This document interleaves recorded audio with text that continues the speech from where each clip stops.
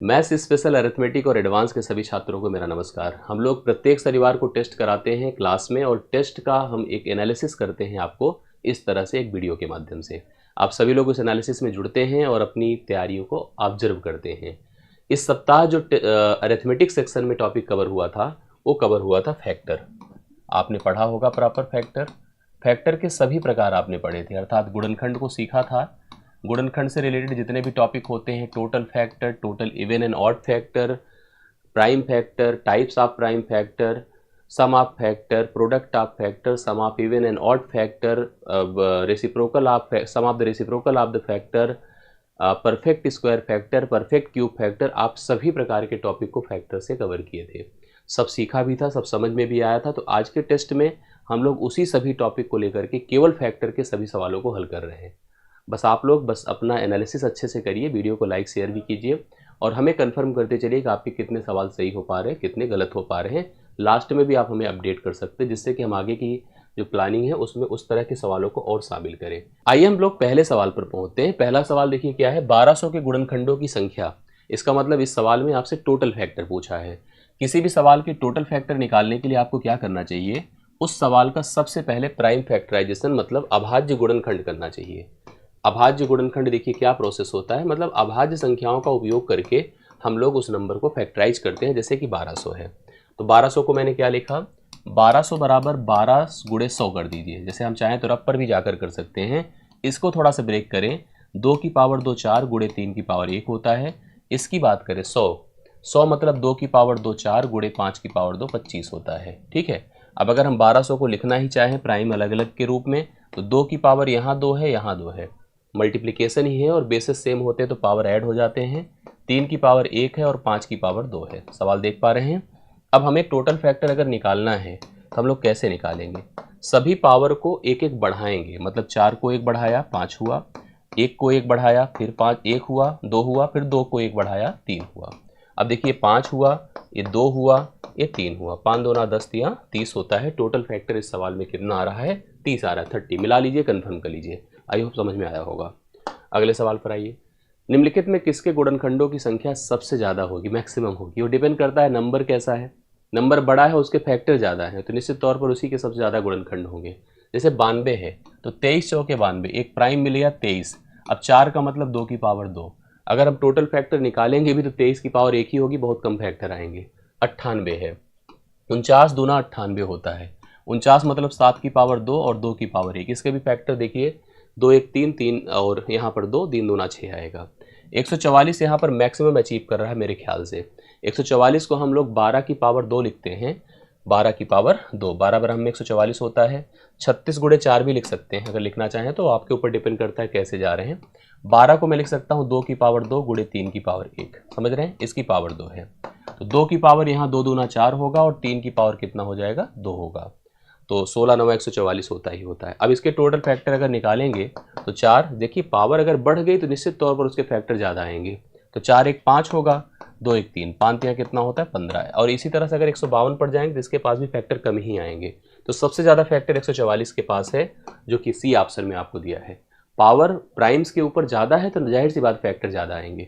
तो फैक्टर 144 को, वैसे भी इवन नंबर जितना बड़ा होता है ना उसके पास फैक्टर बहुत ज़्यादा आता है। हालांकि इवन से मत कंसीडर करिए कि 152 भी इवन है, लेकिन वो परफेक्ट स्क्वायर नंबर है, उसके पास फैक्टर तो ज़्यादा ही होना है, ये श्योर है।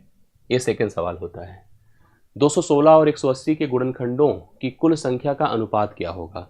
मतलब 216 के जो टोटल फैक्टर होंगे, 216 का टोटल फैक्टर निकालना है और 180 का टोटल फैक्टर निकालना है। दो सवाल दे दिया एक प्रकार से, दोनों के टोटल फैक्टर्स का हमें रेशियो बनाना है। 216 को हम क्या करेंगे, 6 की पावर 3 करेंगे। 180 को क्या करेंगे, 18 गुणे 10 करेंगे। 18 गुणे 10 करेंगे। इसको 6 को कैसे लिख सकते हैं, 2 गुणे 3।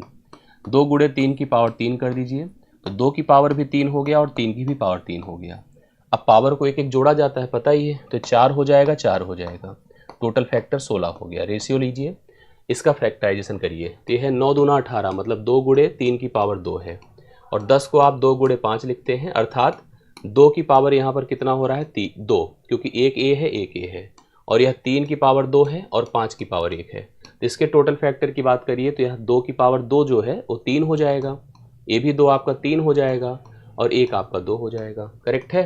इसी तरह से अब इसको रेशियो को डिस्ट्रीब्यूट करिए, एक खत्म हो जाएगा, 2 दूना 4 हो गया, 4 दूना 8 है और रेशियो यहाँ पर 9 है, 8:9 है, जो कि ऑप्शन नंबर बी में है। आप लोग देख सकते हैं बी ऑप्शन इस सवाल का राइट सोल्यूशन आपके सामने है।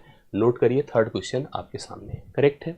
मैच करते चलिए, कंफर्म करते चलिए, कहीं मेरे से ज़्यादा लंबा लग रहा है या आपसे हुआ है तो आप उस चीज़ को सेटल करिए जिससे कि आगे दिक्कतें ना हो। अगले सवाल पर आओ। यदि 14 से 40 के धनात्मक गुणनखंडों की कुल संख्या x + 14 है तो √x + 3 का मान हमको बताना है। करेक्ट है। आइए कैसे करते हैं। 1440 अभी पीछे हम लोगों ने 144 का किया ही था, प्राइम फैक्टराइज करिए, 144 × 10 करिए।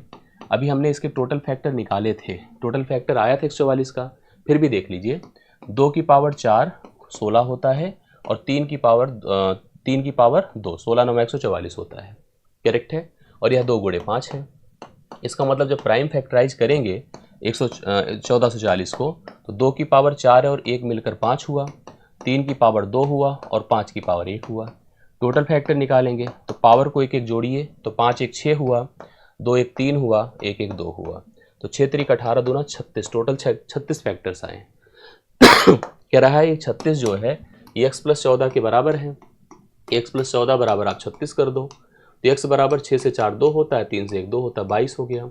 अगर x का मान 22 है तो उठा के यहाँ सब्स्टिट्यूट कर दें, √x मतलब 22 + 3, तो 22 3 25 होता है, 25 का वर्गमूल 5 होता है, तो इसका वर्गमूल रियली कितना आ रहा है, 5 आ रहा है, जो ऑप्शन नंबर सी में आपके पास है। नोट कर लीजिए, सी ऑप्शन इस सवाल के लिए, चौथे सवाल के लिए राइट सोल्यूशन एग्जैक्टली है। नेक्स्ट सवाल पर बढ़ते हैं, देर नहीं करते हैं, जल्दी जल्दी सारे सवालों को डन करते हैं। 72 के समगुणक मतलब इवन फैक्टर, हमसे इस सवाल में बात कर रहा है इवन फैक्टर के बारे में। तो चलिए इवन फैक्टर क्या होता है। 72 है, 72 को हम क्या लिख सकते हैं, 8 × 9, 8 मतलब 2 की पावर 3 × 3 की पावर 2 होता है 9। अब जब भाई आपको इवन फैक्टर निकालना हो, इस बात का विशेष ख्याल रखिए, किसी भी संख्या के कुल फैक्टर कैसे निकलते हैं। अगर उस संख्या को हमने प्राइम के रूप में लिख दिया तो कुल गुणनखंड क्या होते, सुनिए। आप इस 2 की पावर 3 तक पहुंचो, लेकिन कहाँ से शुरू करो, 2 की पावर 0 से। यही लोग इसके सारे कुल गुणनखंड होंगे। 2 की पावर 3 मतलब 8 है, 8 का गुणनखंड 1 होगा, बिल्कुल होगा, एक तो दुनिया में सभी संख्याओं का गुणनखंड होता है। 2 होगा, 4 होगा और 8 होगा, ये सब के सब गुणनखंड हुए कि नहीं, बिल्कुल हुए।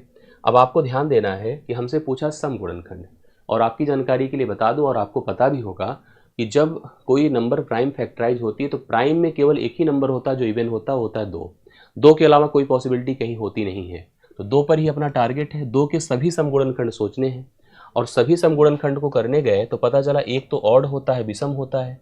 तो हमारे पास अगर सम गुणनखंडों की बात किया जाए तो जितनी इसकी पावर है उतनी ही रहेगी, लेकिन बाकियों के गुणनखंडों में, और सबसे अच्छी बात यह है कि इवन इतना पावरफुल होता है कि वह किसी भी ऑड को मल्टीप्लाई करता है तो इवन ही बन जाता है। करेक्ट है। इसलिए इसमें टेंशन नहीं, इसके जितने लोग आएंगे सबको यह मल्टीप्लाई करके इवन बना लेगा। इसके सभी गुणनखंड मतलब एक जोड़ना ही पड़ेगा, इसलिए एक जोड़ा भी जाता है। तो यहाँ पर 2 में 1 जोड़िए तो कितना होगा, 3, 3 3 9, इसके सम गुणनखंडों की संख्या 9 हो रही है, जो ऑप्शन नंबर आपको किस में दिया है, ए में दिया है। तो 5वें सवाल का राइट सोल्यूशन आपका ऑप्शन ए है, 9 है, करेक्ट आंसर है। अगले सवाल पर आइए। 1260 के विषम गुणनखंड, अभी देखिए बहुत आसान है।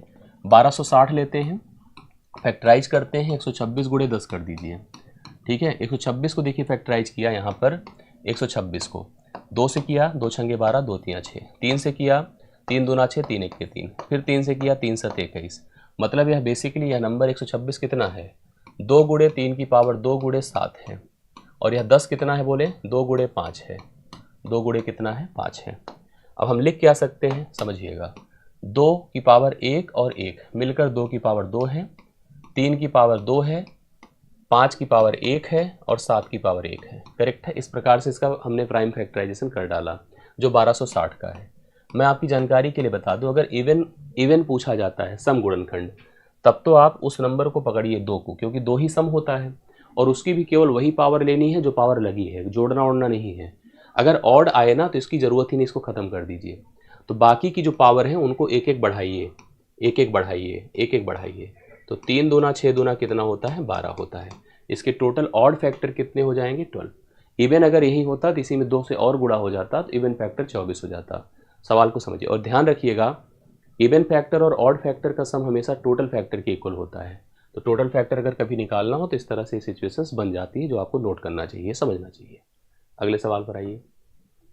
अब यहाँ पर भी सेम वही है, 2 की पावर 4 है, 5 की पावर 3 है, 7 की पावर 4 है कि कितने गुणनखंड विषम संख्याएं हैं, कितने गुणनखंड विषम संख्याएं हैं।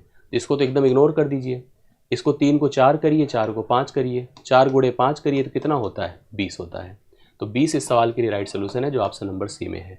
तो 7वें सवाल का सही उत्तर आपका क्या है, 20 है, option number C correct answer के रूप में आप लिख सकते हैं। अब यहाँ पर देखिए 30 की पावर 5 है, 30 की पावर 5 है और 24 की पावर 5 है।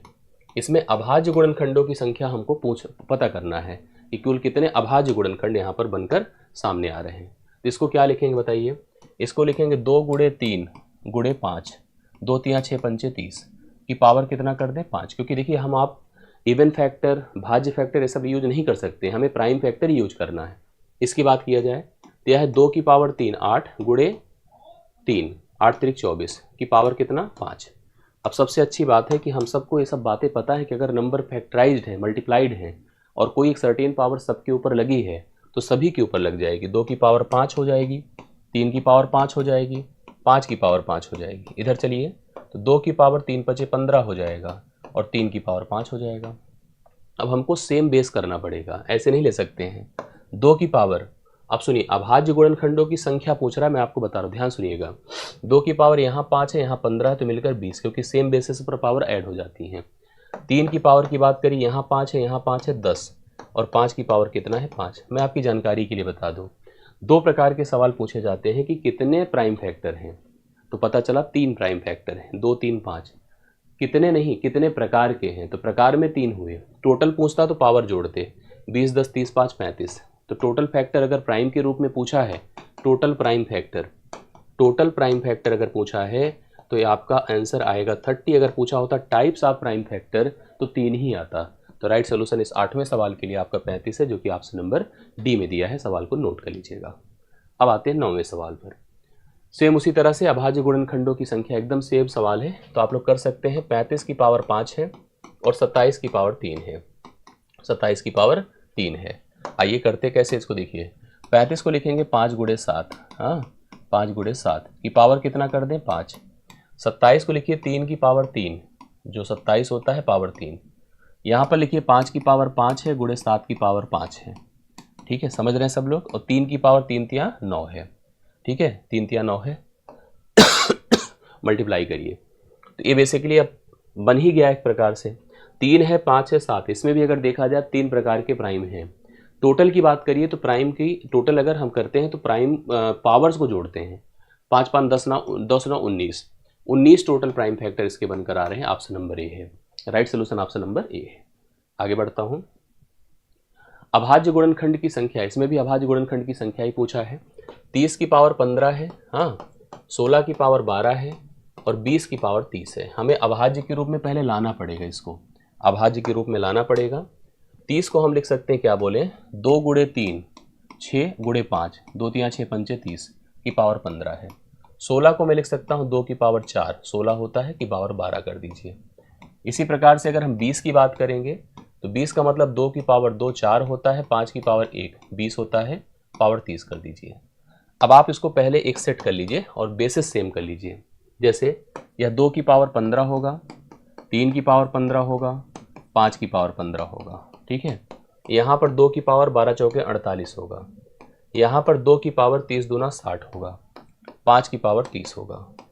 बेसिस सेम जहाँ रहते हैं पावर जुड़ जाते हैं। तो 2 की पावर 15 48 और 60 सबको जोड़िए, 60 40 100 100 110 115 8 123, 2 की पावर 123 हो गया। 3 पर चलते हैं तो 3 की तो एक ही पावर है, 3 की पावर आपका कितना है बताएं 15। और 5 की तरफ चले तो 5 की पावर यहाँ 15 है, 30 45, 5 की पावर 45 हो गया। अब हमें क्या करना है, हमें यहाँ पर इसके टोटल फैक्टर, टोटल प्राइम निकालने हैं। तो जोड़ना है 123 को 15 के साथ और 45 के साथ। तो 15 45 तो 60 ही होता है, 60 20 80 30 3 83 183 आएगा total prime factor. Option number A right solution है। ठीक है, option number A right solution है, 183 आप लोग नोट कर लें, सही उत्तर है। आप सभी लोग कंफर्म करते चले। ठीक, चलिए अगले सवाल पर आइए। कोई दो अभाज्य संख्या, अच्छा देखिए कोई एक प्राइम नंबर है, कोई एक प्राइम नंबर है। ठीक है, प्राइम नंबर अगर n है तो इसके 2 गुणनखंड फिक्स हैं। कौन कौन, 1 गुणे n, ठीक है, एक तो 1 है और लास्ट n है, तो हम किसी प्राइम नंबर को हम n की पावर 1 लिख सकते हैं। सवाल है कि दो अभाज्य संख्या, एक का नाम p है, दूसरे का नाम q है, तो हम p को p की पावर 1 लिख सकते हैं, q को q की पावर 1 लिख सकते हैं, प्राइम फैक्टराइज भी हो गया। कह रहा न्यूनतम कितने गुणनखंड हो सकते हैं, कम से कम कितने गुणनखंड हो सकते हैं, कम से कम कितने गुणनखंड हो सकते हैं, आप समझ लीजिएगा यहाँ पर। अब इसकी पावर, अब न्यूनतम का मतलब गुणनखंड कितने होंगे, सीधी सी बात है भाई, कम से कम तो मतलब 1 तो हो ही जाएगा, लेकिन हम गुणनखंड टोटल की बात करें तो इसकी वैल्यू 2 हो जाएगी, इसकी वैल्यू 2 हो जाएगी, 2 दूना 4, मतलब अगर हम इनके गुणनखंडों की बात करें तो इसके टोटल 4 गुणनखंड हो जाएंगे। बी ऑप्शन है 11वें सवाल का राइट सोल्यूशन। आसान सवाल है लेकिन फिर भी थोड़ा घुमा सकता है शब्दों में, अगर आप कंफ्यूज होंगे तो गलत कर देंगे, इसलिए समझिए और ऐसे सवालों का उत्तर दीजिए। अगला सवाल देखिए, 5 की पावर 13 है, 5 की पावर 12 है, 5 की पावर 11 है और 5 की पावर 10 है, में गुणनखंडों की कुल संख्या, टोटल फैक्टर इसमें भी निकालना है, ठीक है।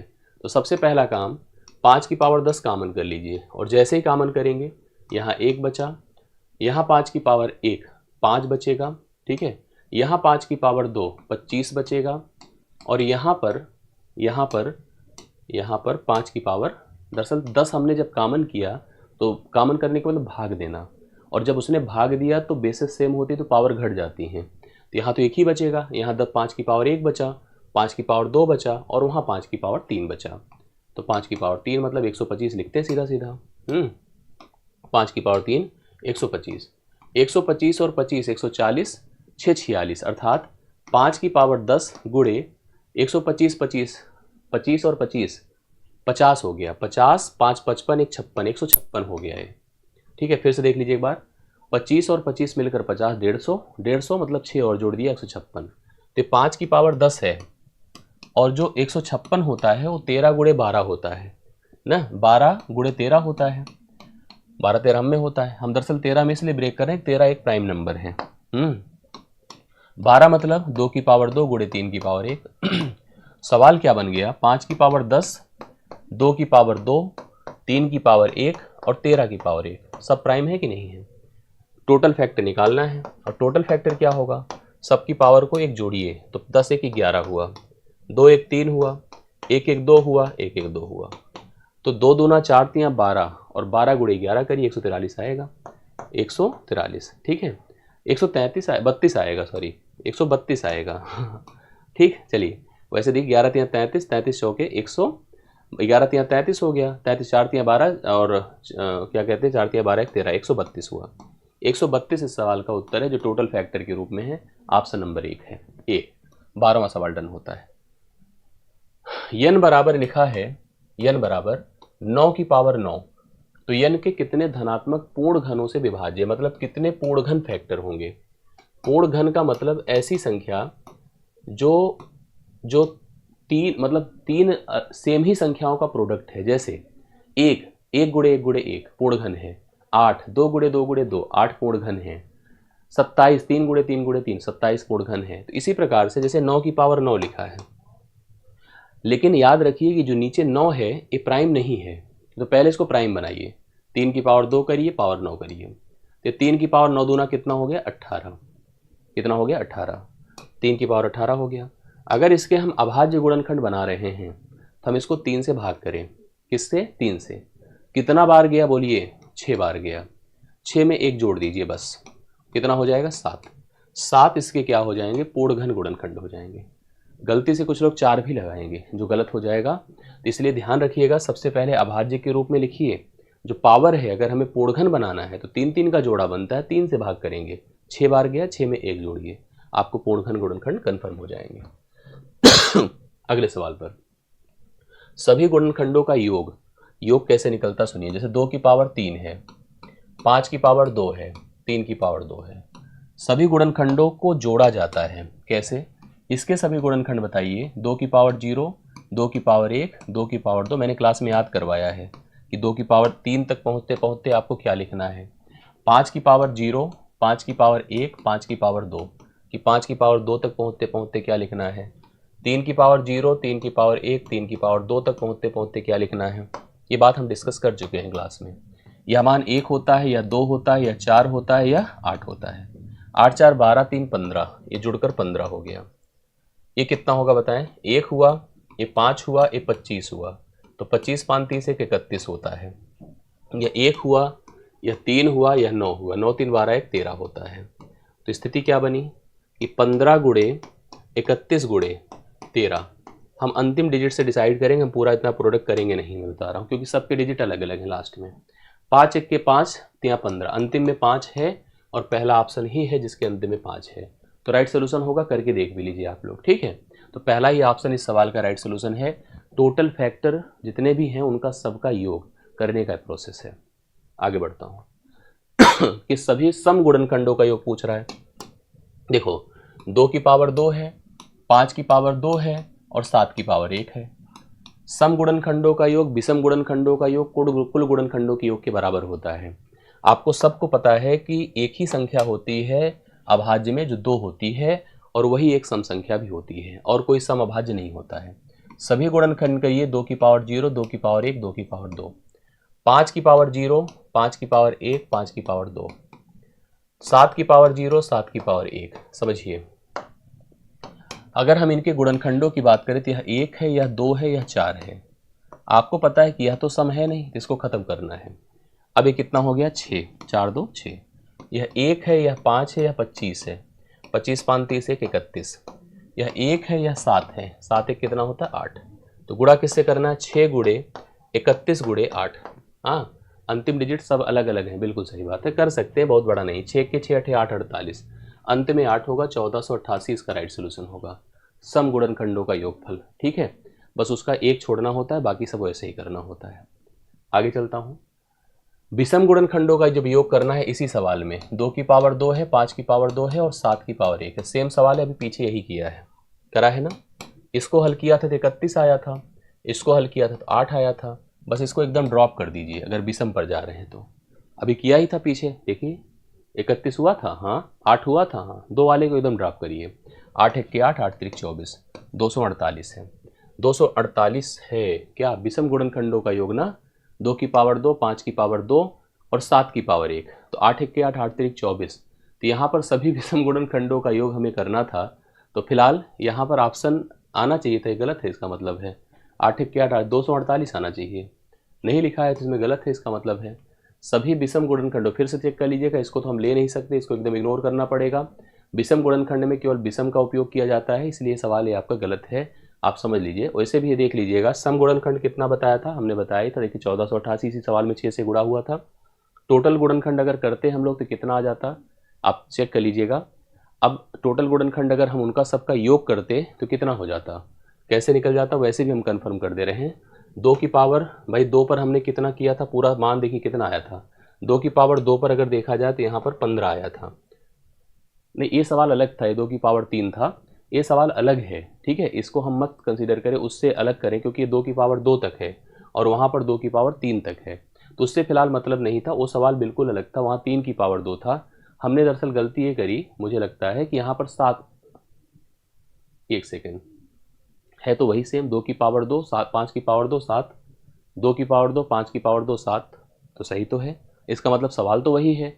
अब वहाँ सम गुणनखंडों का योग कितना आया था हम लोग का, सम गुणनखंडों का योग अपने पास आया था 1488, सही था। अगर हम कुल गुणनखंडों के योग की बात करते तो यहाँ पर 7 होता, 31 होता, गुणे 8 होता, उसमें से इसको घटा देते तो ऐसे भी आ जाता। तो फिलहाल सवाल हम सही कर रहे हैं, कोई ऐसी बात नहीं, 248 ही होगा जो ऑप्शन में अवेलेबल नहीं आपके पास, ठीक है। चलिए आगे बढ़ता हूँ। अब 2 की, देखिए यहाँ पर सवाल क्या है, 2 की पावर 4 है, 5 की पावर 2 है और 7 की पावर 3 है। कहा है कि शून्य के साथ समाप्त होने वाले सभी गुणनखंडों का योग ज्ञात करें।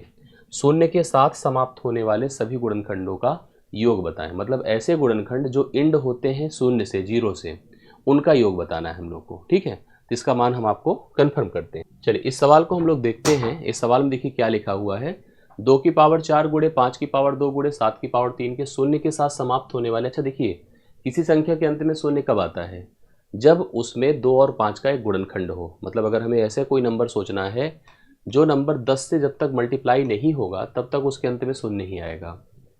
तो हमको क्या करना है, इस पूरे प्रोडक्ट में हमें ये ध्यान देना है कि 2 और 5 का एक पेयर, एक वैल्यू जो 10 हो, वो सभी गुणनखंडों के योग से मल्टीप्लाई हो, तभी आंसर आएगा। तो यहाँ पर हम 2 की पावर क्या कर दें, 1 कर लें, और यहाँ पर 5 की पावर 1, इनसे हम कॉमन कर ले, अलग कर ले।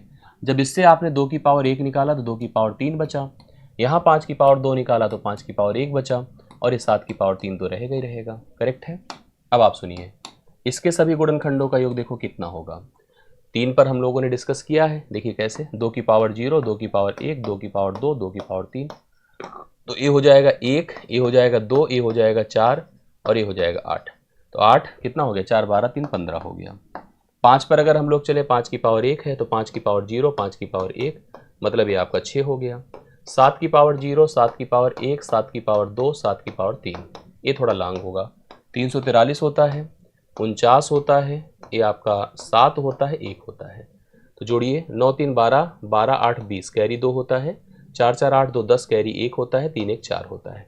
जोड़ने पर इतना ही आएगा ना, हाँ बिल्कुल ठीक है। एक बार फिर देखिए, 9 3 12, 12 8 20, कैरी 2, 4 4 8 2 10, कैरी 1, 3 1 4, 400 हो गया। अब सभी गुणनखंडों को जोड़ लीजिए, कितने हैं, 15 है, गुणे 6 है, गुणे 400 है, ठीक है। और ये अगर हम गुणा करें तो 15 छक्के 90 है, 90 गुणे 400 है, तो ये हो गया कुल मिला के 36,000।